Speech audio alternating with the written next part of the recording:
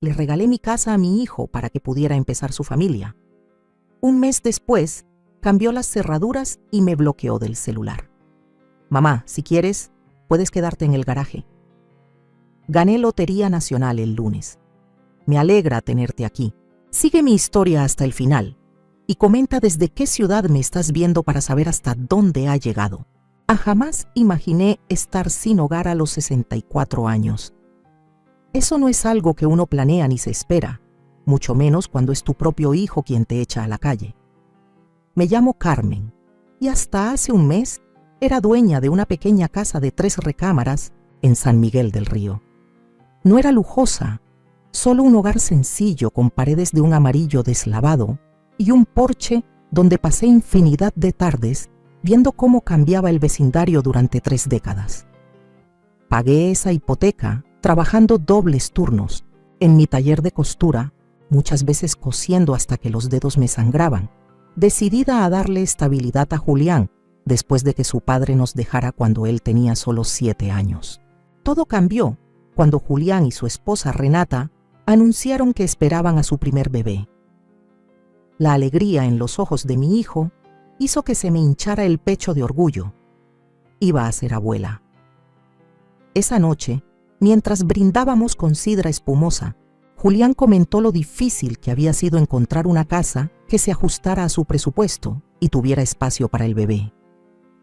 El mercado de vivienda está terrible, mamá, suspiró, con la mano cubriendo con ternura el vientre aún plano de Renata. Capaz que tenemos que irnos al otro lado de la ciudad, lejos del trabajo. No lo dudé. Deberías quedarte con esta casa, le dije. Ya había estado pensando en mudarme a un lugar más pequeño. Las palabras salieron de mi boca antes de que pudiera medirlas, pero al ver la expresión de Julián, una mezcla de sorpresa y alivio, supe que había hecho lo correcto. Me convencí de que podía conseguir un departamentito, tal vez hasta en una comunidad para adultos mayores como las que había escuchado. Renata me abrazó, con lágrimas en los ojos. Eres un ángel, Carmen. Te prometo que haremos un cuarto precioso para el bebé en tu antigua sala de costura. En menos de 2 semanas firmé la escritura. El abogado me sugirió que me protegiera, legalmente, quizá con un usufructo vitalicio o al menos un contrato de renta formal, pero ignoré sus advertencias. Estamos hablando de mi hijo, le respondí segura. No necesitamos esos papeles. El plan era claro. Me quedaría en el cuarto de visitas mientras encontraba un lugar para mí. Incluso vendí mi taller para tener dinero extra para la mudanza. Todos estuvimos de acuerdo en que era la transición perfecta. Ellos tendrían su casa familiar y yo tiempo suficiente para buscar algo sin prisas. Los primeros días fueron una maravilla. Cocinábamos juntos, hablábamos sobre los colores, del cuarto del bebé y reíamos imaginando cómo tendría mi barbilla terca y los ojos curiosos de Julián. Me sentía querida, útil. Pero poco a poco, casi sin notarse, las cosas empezaron a cambiar. Todo inició con Renata reorganizando la cocina, moviendo mis tazas especiales al fondo de un gabinete alto que no podía alcanzar. Necesitamos ese espacio para cosas que usamos a diario, me dijo cuando le pregunté por ellas. Su tono era práctico, lógico. ¿Cómo discutirlo? Después noté que mi rutina mañanera les molestaba. Mamá, ¿podrías no usar la cocina antes de las 8? Me pidió Julián un día. A Renata le dan náuseas los olores de la comida. Fui ajustando mis rutinas. Empecé a desayunar más tarde, a ducharme rápido, a desaparecer durante las horas que se volvieron su tiempo. Poco a poco, mi mundo se redujo a los límites del cuarto de huéspedes, donde pasaba cada vez más horas al día, caminando de puntillas por lo que alguna vez fue mi casa.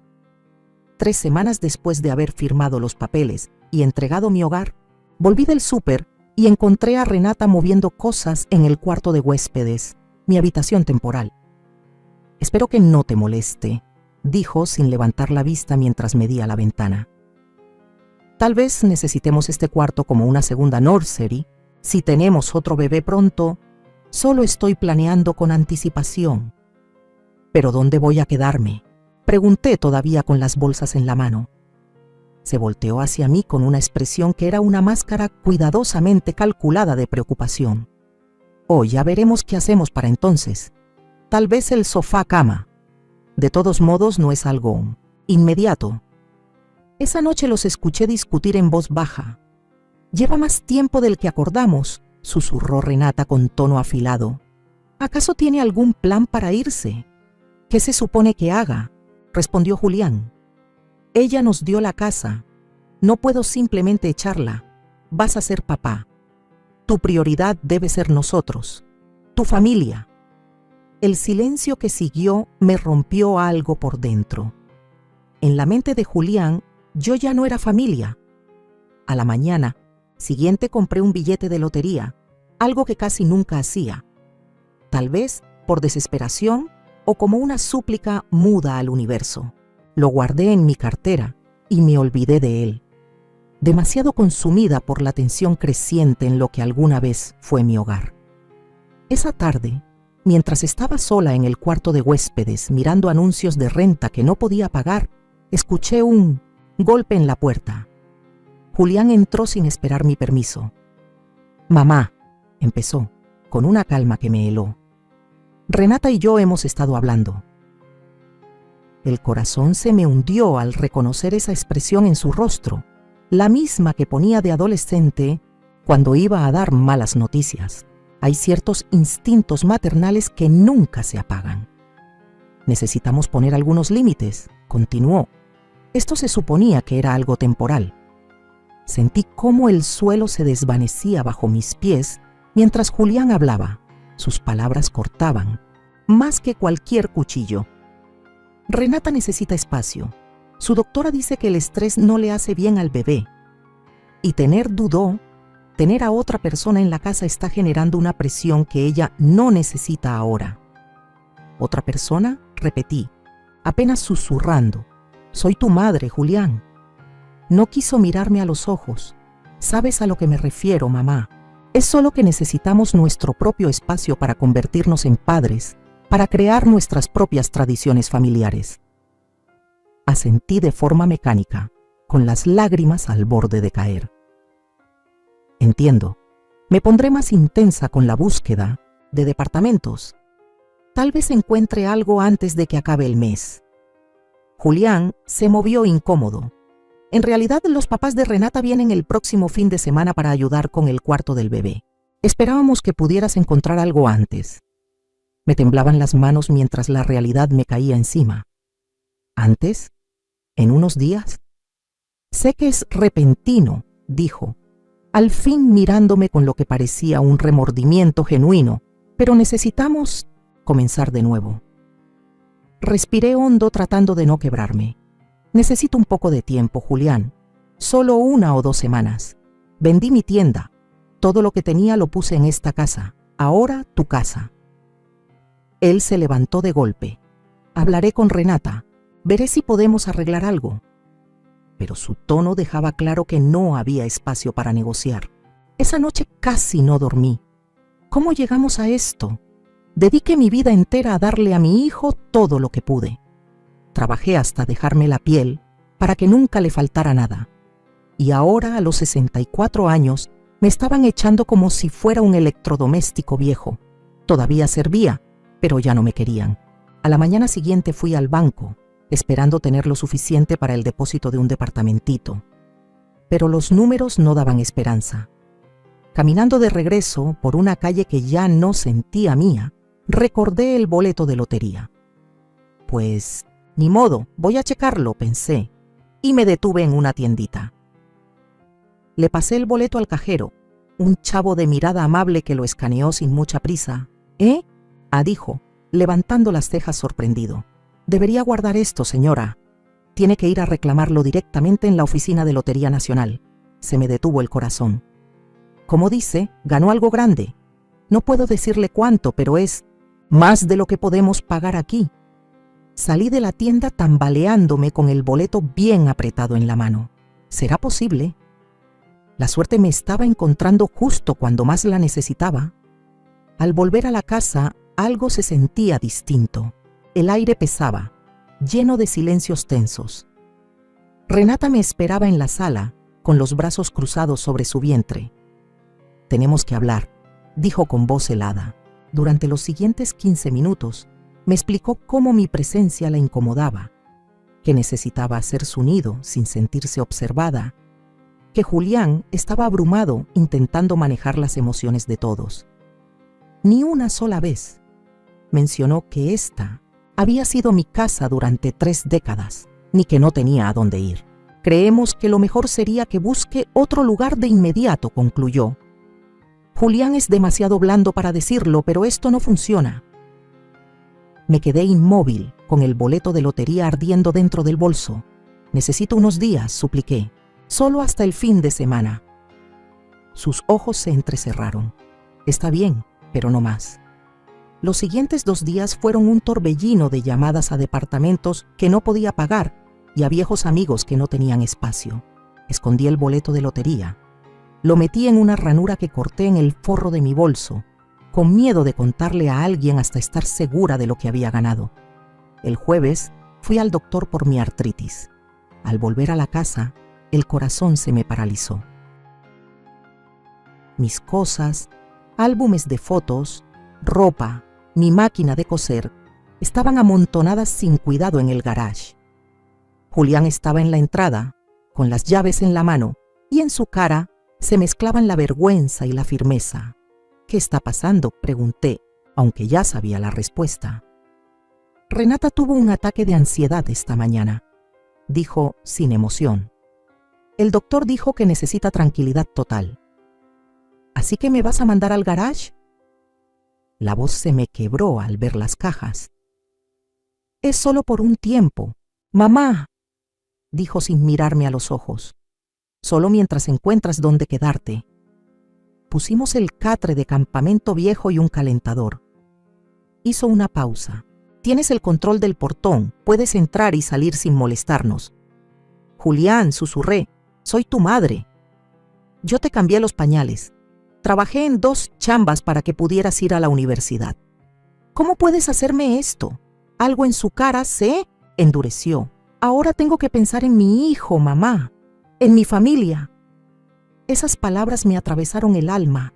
Ya no era parte de su familia. «Necesito entrar por unas cosas», dije acercándome a la puerta, pero él se interpuso. «Yo te traigo lo que necesites. Mis medicinas están en el buró y mi libreta de direcciones en el cajón». Hice un esfuerzo por mantenerme firme. «Espérame aquí». Cuando se metió a la casa, me dejé caer contra el coche con las piernas temblorosas. ¿En qué momento mi hijo se convirtió en esta persona? ¿Qué hice mal? Después de que Julián me dio mis cosas, decidí salir a caminar para despejar la mente. Aún no podía asimilar que iba a dormir en mi propio garage. Caminé por horas hasta que las rodillas, con la artritis, ya no aguantaban y el sol empezaba a esconderse. Al regresar, el control del portón ya no funcionaba. Intenté abrir con la llave de la casa que aún traía por costumbre. Nada. Habían cambiado las cerraduras. Toqué la puerta. Nadie contestó, aunque las luces estaban prendidas. Llamé al celular de Julián varias veces, pero siempre me mandaba al buzón. Finalmente mandé un mensaje. «Julián, por favor déjame entrar. Estás haciendo frío». La respuesta llegó en segundos. «No es buen momento. Renata necesita descansar». No podía creer lo que leía. «No tengo a dónde ir», escribí con los dedos temblando. Después de 5 minutos que parecieron una eternidad. «Resuélvelo. Necesitamos espacio». Cuando cayó la noche, intenté llamar una última vez. Ahí fue cuando me di cuenta que me habías bloqueado. De pie en la oscuridad frente a lo que alguna vez fue mi hogar, sin más que mi bolso y una bolsita con medicamentos, entendí la verdad aplastante. Estaba sin casa a los 64 años, abandonada por el único hijo que tenía. Me quedé, paralizada, mirando fijamente esa casa oscura que fue mía por 30 años. Las ventanas que antes me daban la bienvenida, ahora se sentían como ojos fríos que me juzgaban. El cuerpo se me entumecía, La mente no lograba entender lo que estaba pasando. ¿Qué hace una mujer de 64 años con artritis y sin techo un jueves a las 9 de la noche? La temperatura empezaba a bajar, con ese frío de primavera que se mete en los huesos. Apreté el bolso contra mí, sintiendo el contorno del boleto de lotería escondido adentro. Una esperanza secreta de la que ni siquiera estaba segura. Con manos temblorosas abrí la puerta del coche y me senté dentro, encendiendo la calefacción, al mínimo para no gastar gasolina. No podía darme el lujo de desperdiciar combustible sin saber de dónde saldría el próximo peso. La batería del teléfono marcaba 23%. No alcanzaba para buscar hoteles que de todos modos no podía pagar. Igual me puse a ver mis contactos. Los nombres se borraban entre las lágrimas. ¿A quién podía llamar? La mayoría de mis amigas estaban igual que yo, sobreviviendo con pensiones chiquitas o enfrentando problemas de salud. No podía cargarles mis problemas. Mientras la noche se volvía más oscura, tomé una decisión. Manejé hasta el estacionamiento del Bodega Aurrera, que abre las 24 horas, donde toleraban que la gente durmiera en sus coches. Había leído sobre eso en una nota del periódico sobre la crisis de vivienda. Jamás imaginé que un día dependería de esa información. Eché el asiento para atrás lo más que pude. Me cubrí con la chamarrita que traía puesta y traté de dormir. Cada ruido me hacía brincar. Puertas de carros cerrándose, voces que pasaban, una patrulla de seguridad dando vueltas de vez en cuando. Dormité a ratos, despertando con el cuello tieso y las rodillas hinchadas al salir el sol. Con la luz cruel de la mañana, vi mi reflejo en el retrovisor, una mujer agotada, con el cabello canoso, todo revuelto y los ojos enrojecidos. «Ponte las pilas, Carmen», me dije en voz baja. «Has salido de peores». ¿De verdad? Incluso cuando el papá de Julián nos dejó solo con deudas, al menos teníamos un techo. Incluso cuando el taller de costura apenas y tenía trabajo, aún me quedaba la dignidad. Ahora, ¿qué me quedaba? El boleto de lotería. Necesitaba saber. Manejé hasta la Oficina Estatal de Lotería Nacional, llegando justo cuando abrían a las 8:30 de la mañana. Me temblaban las manos al entregar el boleto y mi identificación a la recepcionista, una mujer de mi edad, con mirada dulce y un gafete que decía Patricia. «Por favor, tome asiento, señora Morales», me dijo tras revisar el boleto. «Enseguida la atenderá alguien».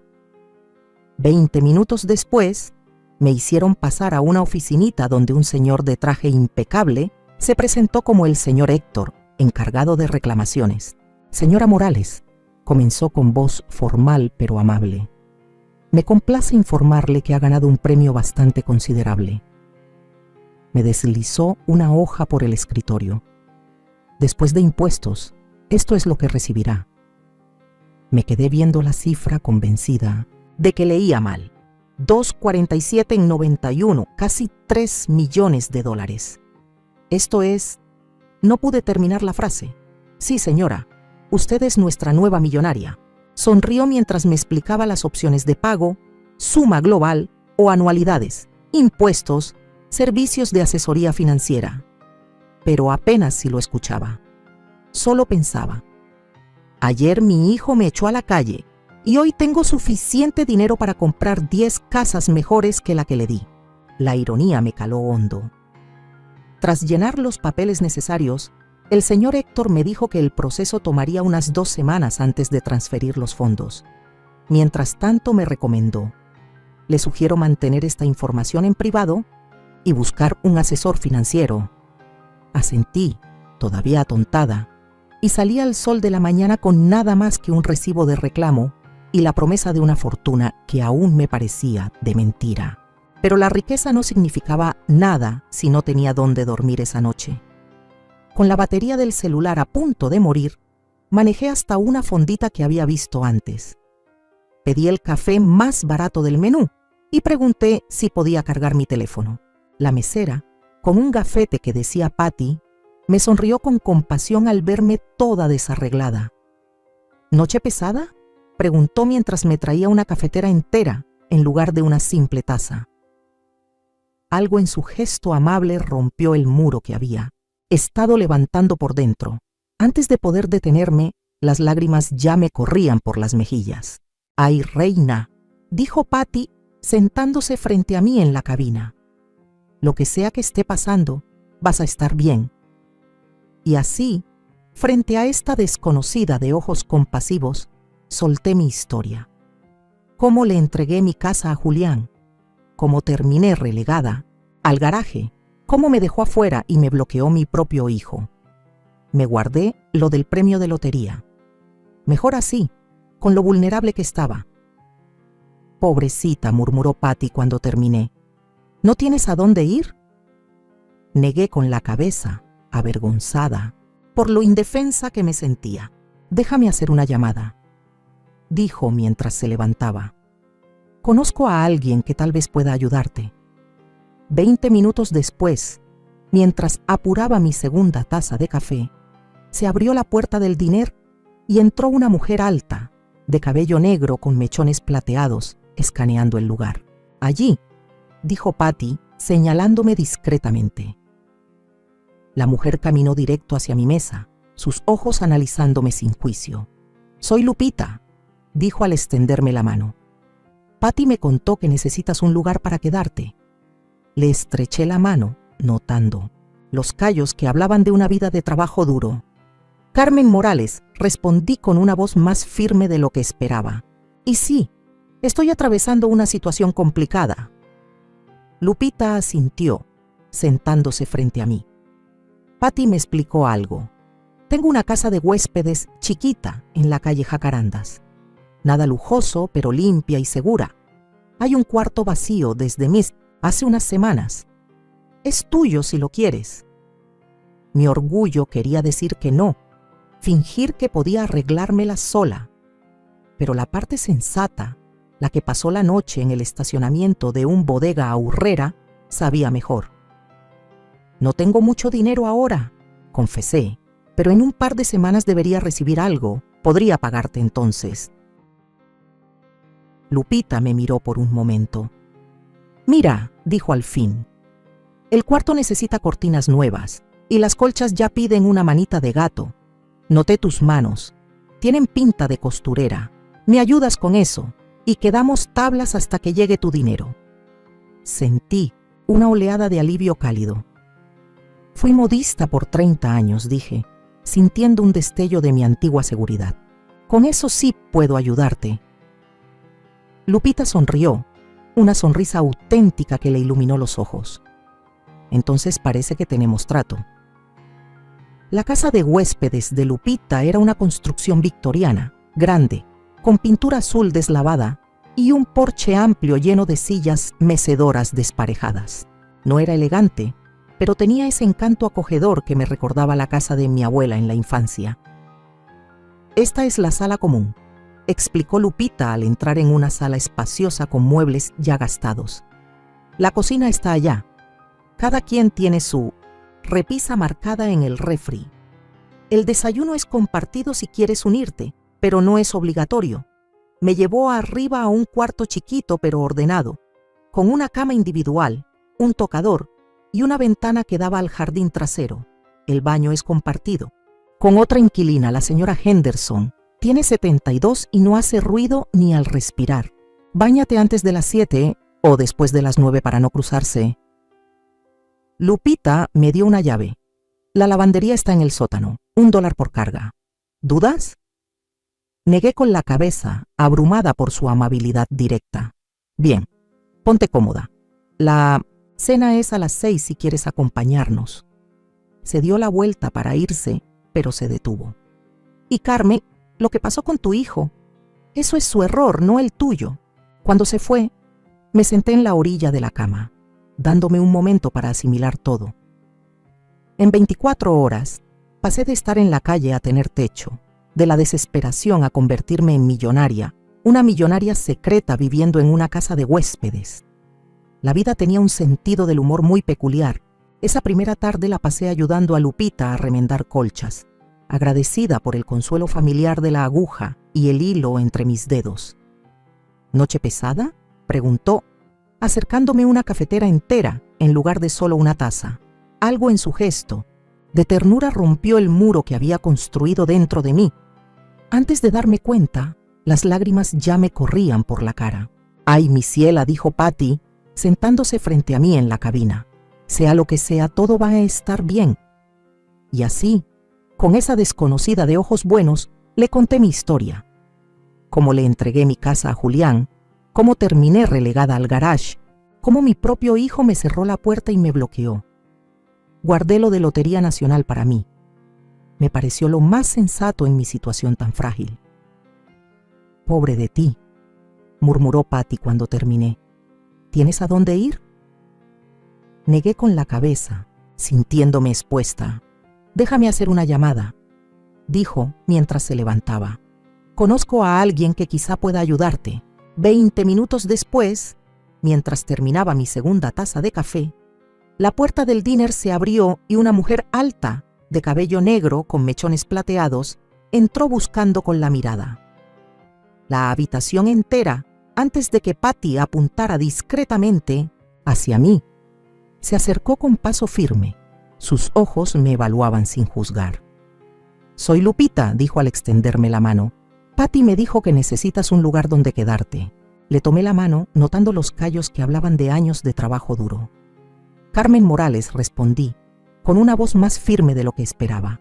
«Y sí, me encuentro en una situación complicada». Lupita asintió y se sentó frente a mí. «Patty», me contó un poco. «Tengo una casa de huéspedes pequeña en la calle Jacarandas. No es lujosa, pero es limpia y segura. Tengo un cuarto libre desde hace unas semanas. Es tuyo si lo quieres».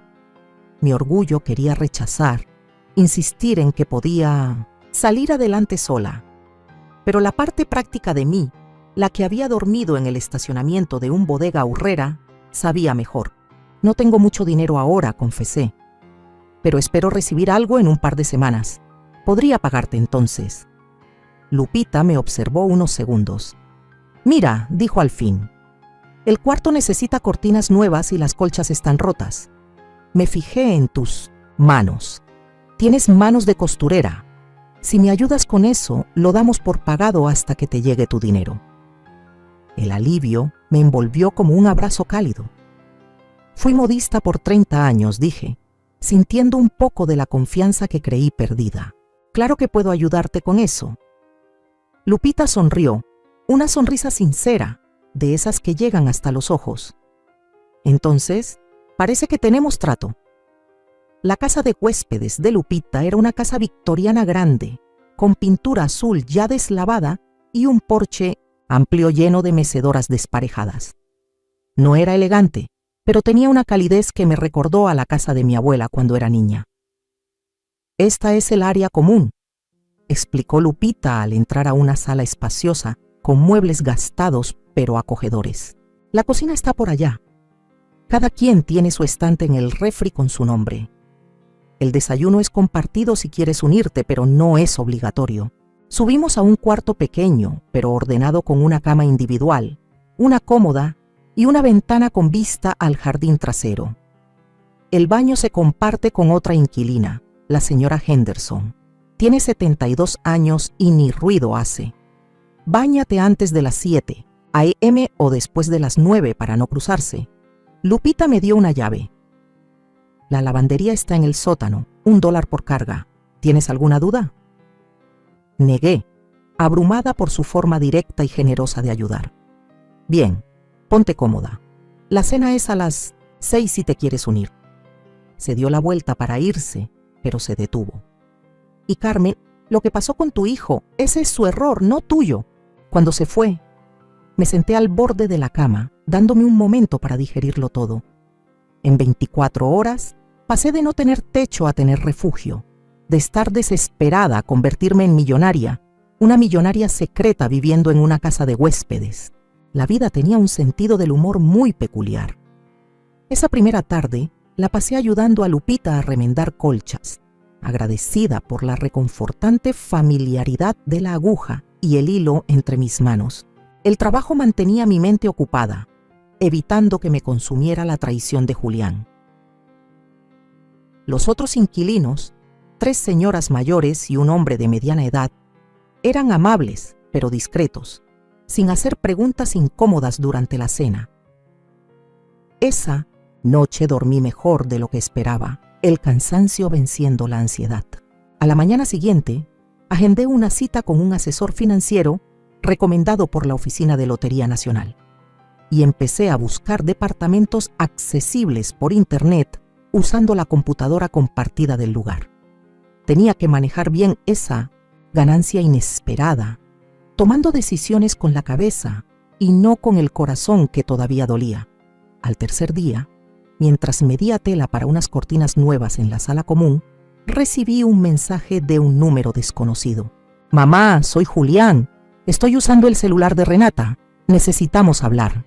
Me preocupa cómo estás». Las tijeras se me quedaron a medio cortar. ¿Ahora le preocupaba después de cambiar cerraduras y bloquearme? Otro mensaje llegó enseguida. «Por favor, dime que estás bien. Llamé a la policía, pero dicen que todavía no pueden hacer un reporte de persona desaparecida». Sentí un escalofrío. No estaba preocupado por mí. Le preocupaba cómo se veía todo esto. ¿Qué pensarían los vecinos al ver que su madre mayor había desaparecido? ¿Cómo lo explicaría a los amigos de la familia? Dejé las tijeras a un lado, pensando qué contestar. Parte de mí quería dejarlo en visto, que se tragara las consecuencias de sus actos, pero otra parte, la madre que lo había criado, que aún recordaba al niño tierno que fue, no podía ser tan dura. Pensando bien, respondí: «Estoy bien. No me busques hasta que estés listo para ofrecer una disculpa de verdad». Contestó de inmediato: «¿Dónde estás? ¿Necesitas dinero?» Dinero. Claro, esa era su solución. Tirar billetes al problema que él mismo creó. No respondí.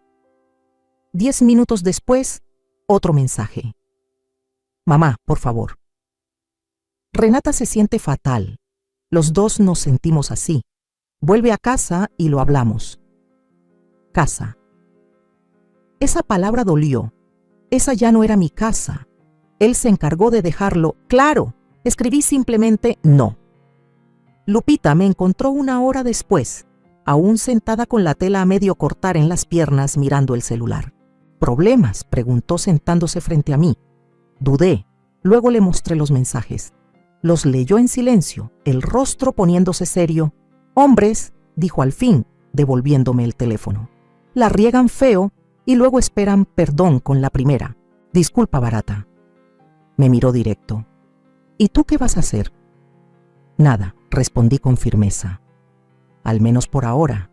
Cuando me den el dinero y tenga mi lugar, quizá hablemos. Pero será en mis condiciones, no en las suyas». Lupita asintió con aprobación. «Bien hecho». Durante la semana siguiente, agarré rutina en la casa de huéspedes. Por las mañanas cosía, por las tardes investigaba opciones para mi futuro y en las noches compartía la cena con mis compañeros temporales. Descubrí que Lupita también tenía su historia de traición familiar, una hermana que peleó la herencia de su madre, provocando una ruptura de más de 10 años. «La sangre no siempre es más espesa que el agua», me dijo una noche mientras lavábamos los platos juntas. «A veces la familia que eliges es más leal que la que te tocó». El trabajo me mantenía ocupada, impidiendo que mi mente se perdiera en la traición de Julián. Los demás inquilinos, 3 señoras mayores y un hombre de mediana edad, eran amables pero sabían respetar el espacio ajeno, sin hacer preguntas incómodas durante la cena. Esa noche dormí mejor de lo que imaginaba. El cansancio pesaba más que la ansiedad. A la mañana siguiente, agendé una cita con un asesor financiero que me recomendaron en la Oficina de Lotería Nacional y empecé a buscar departamentos accesibles en Internet, usando la compu compartida de NX. Tenía que ser lista con ese dinero que me cayó del cielo, tomar decisiones con la cabeza y no con el corazón recién roto. 3 días después de mi llegada, mientras medía tela para unas cortinas nuevas, en la sala común, recibí un mensaje de un número desconocido. Mamá, soy Julián. Estoy usando el teléfono de Renata.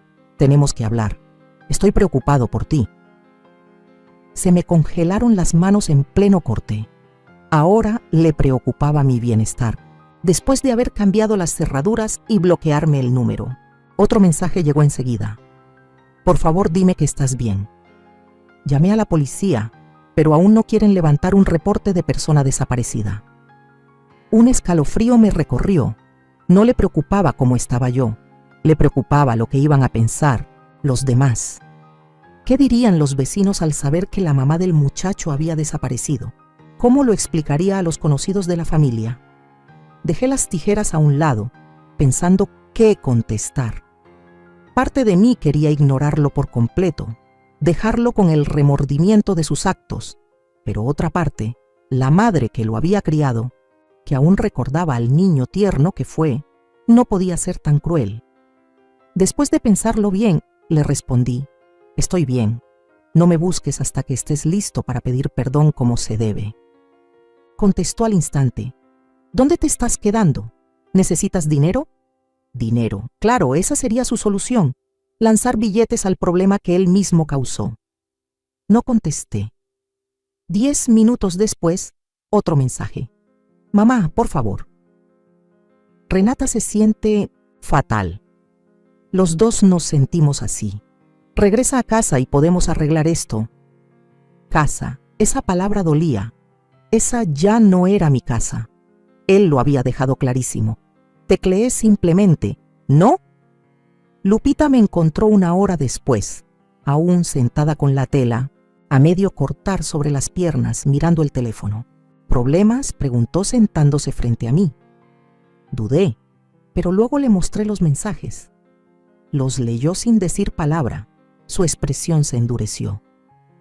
Hombres, dijo al fin, devolviéndome el celular. La riegan feo y esperan perdón con la primera. Lágrima, me miró con atención. ¿Qué vas a hacer? Nada, respondí con firmeza. Al menos por ahora. Cuando reciba el dinero y tenga mi propio lugar, tal vez hablemos. Pero será en mis condiciones, no en las suyas. Lupita asintió, satisfecha. Bien por ti. Durante la semana siguiente me adapté a la rutina de la pensión. Por las mañanas cosía, en las tardes investigaba mis opciones a futuro y por las noches compartía la cena con mis compañeros temporales. Descubrí que Lupita también tenía su historia de traición familiar. Una hermana que peleó el testamento de su madre, y eso las mantuvo separadas por 10 años. La sangre no siempre es más espesa que el agua, me dijo una noche mientras lavábamos los trastes. A veces la familia que eliges es más leal que la que te tocó. 12 días después de mi visita a la oficina de Lotería Nacional, recibí la llamada que tanto había esperado. Ya habían depositado los fondos en la cuenta nueva que abrí. Oficialmente era millonaria. Esa misma tarde me reuní con el señor Daniels, el asesor financiero que escogí tras investigar bien mis opciones. Era un hombre serio, de unos 50 años, con experiencia en ayudar a personas que de repente reciben grandes cantidades de dinero a tomar decisiones prudentes. Lo importante es ir con calma, me aconsejó, mientras repasábamos mis posibilidades. Nada de compras grandes por lo menos durante 3 meses. Vamos a armar un portafolio de inversión conservador, abrir un fideicomiso y pensar en donaciones caritativas que te beneficien con los impuestos. Asentí, agradeciendo su forma tan sensata de manejar todo. ¿Y la vivienda? Lo mejor es rentar al principio, sugirió. Date tiempo para decidir dónde quieres establecerte antes de comprar. Al terminar nuestra reunión de 2 horas, ya tenía un plan financiero claro y una sensación rara de empoderamiento. Por primera vez en décadas, estaba tomando decisiones solo para mí, sin ceder por otros ni callar por mantener la paz. Esa noche, mientras ayudaba a Lupita a preparar la cena, saqué el tema de mi partida. La semana que viene voy a ver unos departamentos, le dije mientras cortaba zanahorias para el caldo. No sé cómo agradecerte todo lo que has hecho.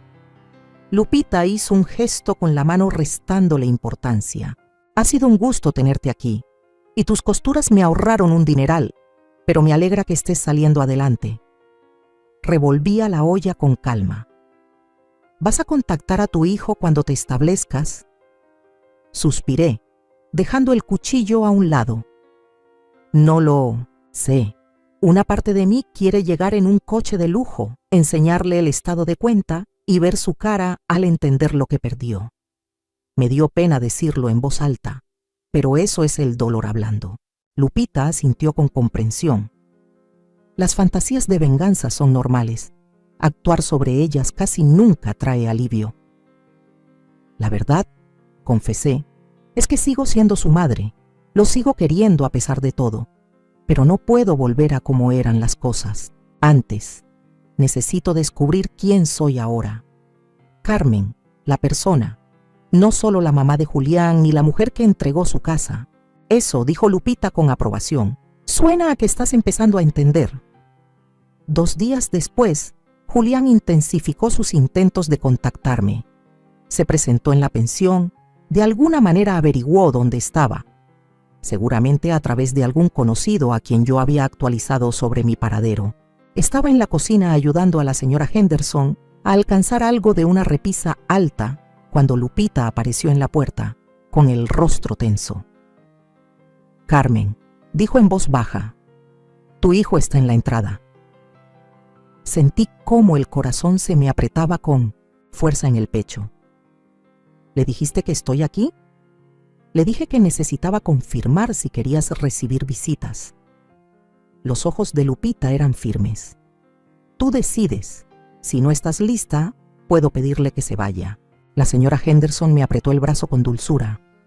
Lo que decidas, querida. Estamos contigo. Respiré hondo alisándome la blusa, una de segunda mano que compré en la tienda de la esquina. Lo veré en el porche, no dentro. Lupita asintió con satisfacción, límite bien puesto. Caminé hacia la puerta con las piernas temblando. A través de las cortinas de encaje, vi a Julián caminando de un lado a otro, mirando su reloj una y otra vez. Se veía desaliñado, sin afeitar, el cabello normalmente perfecto, ahora sin peinar. Por un momento me permití sentir una chispa de satisfacción al ver que estaba sufriendo. Salí al porche y cerré la puerta detrás de mí. Julián se dio la vuelta de inmediato con alivio escrito en la cara. Mamá, gracias a Dios. Estaba tan preocupado. No me acerqué a él manteniendo mi distancia. ¿Qué haces aquí? Su expresión se apagó al escuchar mi tono frío. Pues vengo a llevarte a casa, claro. Es absurdo que estés viviendo en una casa de huéspedes. Echó un vistazo despectivo al edificio detrás de mí. Mira, ya lo hablé con Renata. Puedes volver a usar el cuarto de visitas hasta que encuentres dónde vivir. El descaro casi me dejó sin aire. Hasta que encuentre un lugar, como si fuera un caso de caridad que estás ayudando. Por buena onda. No quise decir eso. Se pasó la mano por el cabello, claramente frustrado. Mamá, sé razonable. No puedes vivir aquí. ¿Qué va a decir la gente? Y ahí estaba, su verdadera preocupación. No era por mí, sino por lo que aparenta. A mí no me importa lo que diga la gente, Julián. Y a ti tampoco debería. Esto es una locura, murmuró. Solo regresa. Cometimos un error, ¿ok? Estábamos estresados por el bebé y Renata tenía las hormonas a todo lo que da. ¡Basta! Mi voz cortó sus excusas como cuchillo. Me cerraste la puerta, Julián. Pusiste mis cosas en el garage y cambiaste las cerraduras. Me bloqueaste el número. Tuvo la decencia de bajar la mirada, avergonzado. Lo sé y lo siento. Estuvo mal. El perdón no arregla esto, dije con voz firme, aunque por dentro me desgarraba. Me dejaste en la calle a los 64 años después de que te di todo. No todo, soltó sin pensar. Siempre fuiste de guardar tu dinero como si fuera a desvanecerse. Siempre contando, siempre viendo quién debe qué. Me quedé viéndolo, atónita por esa injusticia. Trabajé jornadas de 16 horas en esa sastrería para que tú pudieras ir a la universidad, Julián. Nunca tomé vacaciones. Usé el mismo abrigo 15 inviernos para darte lo mejor que podía, y nunca me lo dejaste olvidar, replicó con ese rencor que ya conocía. Cada sacrificio, cada peso gastado, siempre estaba ahí, como una sombra sobre mí. ¿Crees que no sé lo que hiciste por mí? Me lo recordabas todo el tiempo. Sus palabras me golpearon como si fueran puños. Así me veía él, como una mártir que usaba sus sacrificios como arma. Nunca fue mi intención, dije en voz baja. ¿Ah, no? Me miró dudoso. Entonces, ¿por qué cada charla terminaba en lo mucho que trabajaste, en todo lo que hiciste por mí? Abrí la boca para negarlo, pero la cerré de nuevo. Lo había hecho. Mi orgullo por haberle dado tanto se convirtió sin querer en una carga para él. Nos quedamos callados, el silencio lleno de décadas de malentendidos. Al fin hablé. Aunque eso fuera cierto, Julián, no justifica lo que me hiciste. Desvió la mirada. Lo sé. Yo solo... Se quedó callado. Luego lo intentó otra vez. Los papás de Renata siempre le han dado todo sin condiciones. Cuando nos ayudan, no lo están recordando a cada rato. La comparación dolió, pero me obligué a verla con objetividad. ¿Había puesto condiciones sin darme cuenta? Nunca quise que te sintieras en deuda, dije con suavidad. Solo estaba orgullosa de haber logrado darte algo a pesar de cómo estaban las cosas. La postura de Julián se aflojó un poco. Sé que sacrificaste mucho, mamá, pero a veces sentía que querías que me sintiera culpable por aceptar lo que me dabas. No íbamos a ningún lado, revolviendo viejas heridas en vez de enfrentar la traición reciente. Eso lo podemos hablar. En otro momento, dije con firmeza, pero no justifica que me hayas dejado fuera de la casa que yo te entregué. Tienes razón, se pasó la mano por la cara. Lo manejé fatal, pero por favor regresa conmigo. ¿Podemos arreglar esto? Negué con la cabeza. No, Julián, no voy a volver. Mamá, sé razonable. Estoy siendo razonable, lo interrumpí. Tal vez por primera vez en mi vida, cuando se trata de ti, estoy pensando en mí. Su expresión se endureció. ¿Así que vas a quedarte en este lugar con desconocidos? Estas personas me trataron con más cariño en 2 semanas que tú en meses. Señalé la casa. Lupita me abrió las puertas cuando no tenía a dónde ir, cuando mi propio hijo me dejó en la calle. Yo no te dejé en la calle, protestó. Te ofrecí el garage. Lo absurdo de su argumento flotó entre nosotros como un silencio incómodo. Hasta él parecía darse cuenta de lo ridículo que sonaba. Mamá, insistió de nuevo, con voz más suave. Por favor, cometí un error enorme. Déjame arreglarlo. Por un instante, dudé. Era mi hijo, el bebé que alimenté, el niño que crié, sola, el joven cuyas victorias me llenaban de orgullo. A pesar de todo, lo amaba. Pero entonces recordé ese mensaje frío. Resuelve algo. Necesitamos espacio. Recordé estar afuera en la oscuridad, entendiendo que me habían desechado. Te perdono, Julián, dije por fin. Pero perdonar no significa que voy a ponerme en posición de que me vuelvas a lastimar. Entonces, ¿ya estuvo? Su voz se alzó.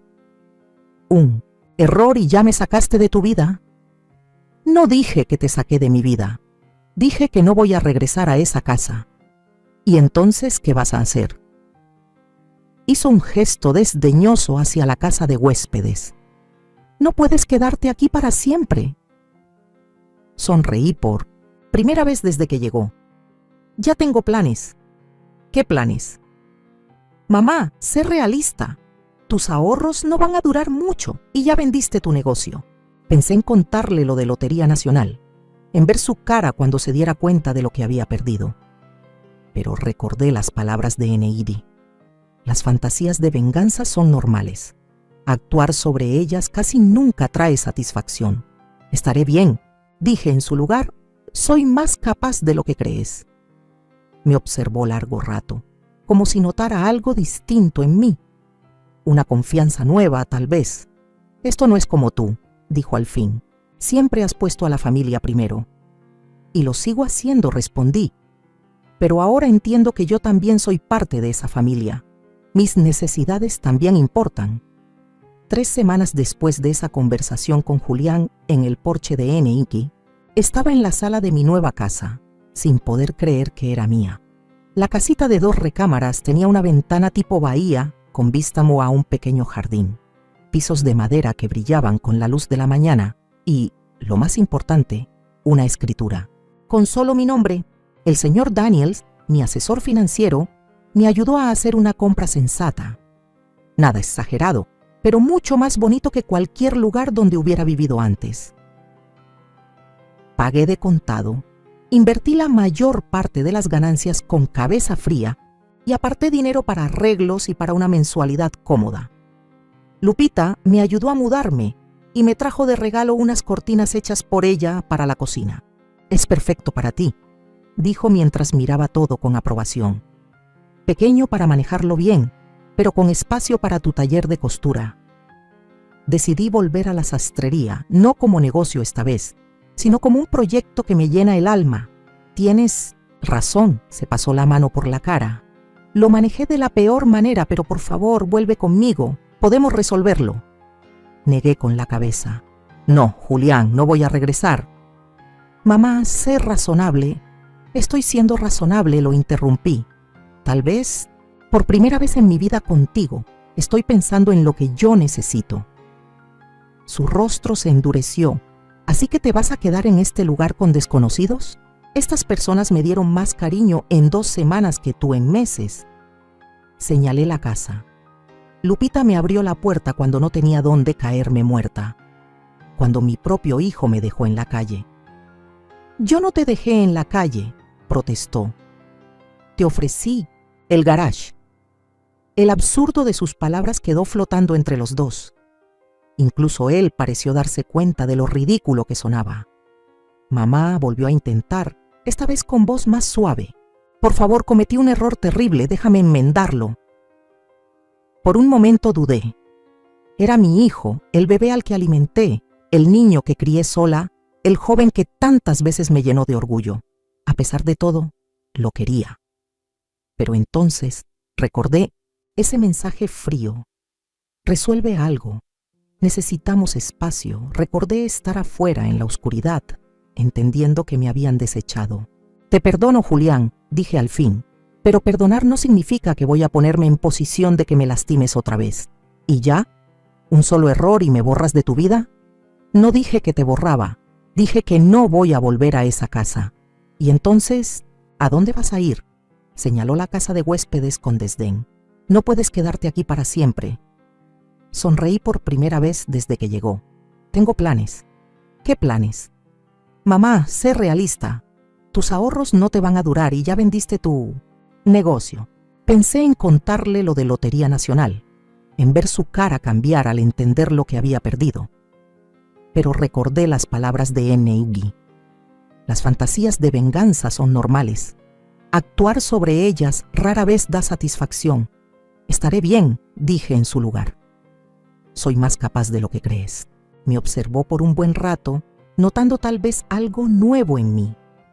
Una seguridad que no había visto antes. «Esto no es típico de ti», dijo al final. «Siempre pusiste a la familia primero». «Lo sigo haciendo», respondí. «Pero entendí que yo también soy parte de esa familia. Mis necesidades también importan». 3 semanas después de esa conversación con Julián, en el porche de NIKI, estaba en la sala de mi nuevo hogar, sin poder creer que era mío. La casita de 2 recámaras tenía una ventana de arco que daba a un jardincito, pisos de madera que brillaban con la luz de la mañana y, lo más importante, una escritura con solo mi nombre. El señor Daniels, mi asesor financiero, me ayudó a hacer una compra sensata. Nada lujoso, pero mucho más bonito que cualquier lugar donde hubiera vivido antes. Pagué al contado, invertí la mayor parte de las ganancias con cuidado y aparté dinero para arreglos en casa y un ingreso mensual cómodo. Lupita me ayudó a mudarme con un regalo de bienvenida, unas cortinas hechas a mano para la cocina. «Es perfecto para ti», dijo mirando alrededor con una sonrisa. lo suficientemente pequeño para mantenerlo sin problema, pero con espacio para tu taller de costura. Decidí volver a la confección, no como negocio esta vez, sino como un proyecto que me llena el alma. La segunda recámara se estaba transformando en un taller de costura con equipo de primera, un lujo que jamás me permití durante mis años de trabajo. No sé cómo agradecerte todo lo que has hecho, le dije a Lupita mientras servía té en unas tazas desparejadas que encontré en una venta de bienes. Me salvaste cuando no tenía nada. Ella hizo un gesto restándole importancia. Te salvaste tú sola, Carmen. Yo solo te ofrecí un lugar donde aterrizar. Esa noche, después de que Lupita se fue, me senté en mi nueva sala, saboreando el silencio que por fin era solo mío, sin pisar cáscaras de huevo, sin tener que descifrar el humor de nadie, sin adaptarme a las prioridades ajenas, solo paz. Aún no le había contado a Julián sobre el premio de Lotería Nacional, ni sobre mi nuevo hogar. Nuestra relación seguía tensa, limitada a mensajes cortos cada ciertos días. Había dejado de insistir en que volviera, tal vez finalmente entendiendo que hablaba en serio cuando le puse límites. El timbre sonó el sábado siguiente por la tarde, mientras organizaba telas para una colcha que planeaba hacer. Mirando por la mirilla, vi a Julián parado en el porche con un ramo de flores. El corazón me dio un vuelco cuando abrí la puerta. ¿Cómo diste conmigo? Se notó su sorpresa por mi saludo tan directo. Hola, mamá. Lupita me dio tu dirección. Mentalmente apunté que debía hablar con Lupita sobre compartir mi información, incluso con la familia. ¿Puedo pasar?, preguntó extendiéndome las flores. Dudé un segundo y luego me hice a un lado. Tengo planes más tarde. Una pequeña mentira, pero me daba control sobre cuánto duraría esta visita inesperada. Julián entró con cautela, sus ojos agrandándose al ver los muebles bonitos, el espacio lleno de luz, la calidad evidente de mi nuevo hogar. Esto está muy bonito, dijo, claramente desconcertado. ¿Cómo pudiste pagar este lugar? Tomé las flores y fui a la cocina por un florero. Tengo mis recursos. Me siguió, cada vez más confundido. Mamá, en serio, esto no cuadra. Estabas en una casa de huéspedes y ahora de repente tienes una casa en una de las mejores zonas. ¿Pediste un crédito a tu edad? No tengo que darte explicaciones financieras, Julián. Arreglé las flores con cuidado, dándome tiempo para decidir cuánto quería contarle. ¿Es rentada? Porque si firmaste algo sin asesoría legal, la compré al contado, lo interrumpí, cansada de que dudara de mi capacidad. Sin hipoteca. Me miró, claramente intentando digerir esa información. Eso no es posible a menos que entornó los ojos. Tenías dinero guardado y nunca me dijiste nada, ni siquiera cuando batallábamos con el enganche de la casa. El tono acusador definió mi decisión. Me saqué Lotería Nacional, dije sin rodeos. Su expresión se congeló. ¿Qué? El día después de que me cerraste la puerta descubrí que mi boleto valía casi $3 millones. Se le fue el color del rostro al entender lo que eso significaba. ¿3 millones? Y estabas sin techo por mi culpa. Asentí, sin sentir ni un gramo de satisfacción ante su angustia evidente. La vida tiene un sentido del tiempo bastante curioso. Se dejó caer en una silla de la cocina, con cara de no poder creerlo. ¿Por qué no me lo dijiste? ¿Hubiera hecho alguna diferencia? Pregunté de verdad. ¿Me habrías querido de vuelta por mí o por el dinero? Su silencio fue respuesta suficiente. Por eso no te lo conté, dije bajito. Necesitaba saber en quién podía confiar, quién me valoraba por lo que soy. Y no podías confiar en tu propio hijo. Su voz era puro vacío. Me diste razones para no hacerlo. Nos quedamos en un silencio denso varios minutos, con el peso de lo perdido flotando entre nosotros. Al fin, Julián habló con voz casi infantil. La regué feo, ¿verdad? Por primera vez desde que llegó, sentí una ternura sincera hacia él. Sí, la regaste. Pero los errores no tienen que ser para siempre. ¿Y eso qué significa? Pensé bien mis palabras. Significa que estoy dispuesta a reconstruir nuestra relación, pero tomará tiempo y nunca volverá a ser como antes. porque ya no me necesitas, dijo con amargura. Ahora eres rica. No, lo corregí, porque entendí que mi valor no depende de lo que pueda darles a los demás. Yo valgo por mí misma, no solo como tu mamá o como una red de apoyo económico. Él alzó la vista, con los ojos húmedos. Nunca quise que sintieras que eso era lo único que significabas para mí, pero así fue. Respondí con suavidad. Las acciones dicen más que las palabras, Julián. Asintió, pasándose una mano por el cabello, ese gesto tan suyo que me apretó el alma. ¿Y ahora qué hacemos? Eso depende de ti, le contesté con sinceridad. Yo ya marqué mis límites, ahora tengo mi propia vida. Si quieres formar parte de ella, vas a tener que respetarlos. ¿Y Renata?, preguntó con duda. Eso es más complicado, admití. Tendrá que buscar cómo enmendar las cosas si quiere tener una relación conmigo. ¿Y cómo va el embarazo? 7 meses ya, dijo. Es un niño, mi primer nieto, un varón.